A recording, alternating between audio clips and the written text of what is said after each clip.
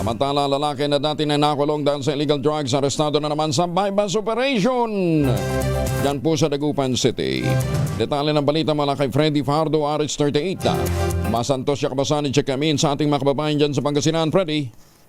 Masantos siya kabusan Kuyang Angel. Balik kulungan ng isang tulak ng iligal na droga na tricycle driver na sostong gulang at residente ng Barangay Mayumbo, Dagupan City. Sa ulat ni Dagupan City OIC Chief of Police Lieutenant Colonel Lawrence Kate Calob, nagsagawa ng operasyon ng kanyang mga tauhan sa Special Drug Enforcement Unit kahapon sa Barangay Pantal laban sa suspect, kung saan isa sa mga pulis ang nagkunyaring bayar at binenta ng suspect ng isang plastic sachet na naglalaman na hinihinalang Cebu kapalit ng mark money at agad siyang inaresto. Ang nakumpiskang illegal na droga sa suspect ay may timbang na 3 gramo at may extra drug price na 20,400 pesos. Nasamsam din dito ang mark money at isang plastic sachet na naglalaman naman ng pinatuyong dahon ng marijuana na nagkakahalaga ng 432 pesos. Nabatid ng suspect ay dati na rin nakulong dahil sa illegal na droga na nakalaya lamang ito dahil sa free bargaining. Kasong paglabag sa Republic Act 9165 o the Comprehensive Dangerous Drug Act of 2002, ang kasong kinakaharap muli ng suspect na nasa kustodiya ngayon ng Dagupan City Police Station.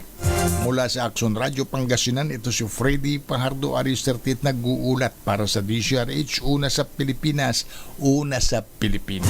Maraming salamat, Freddy.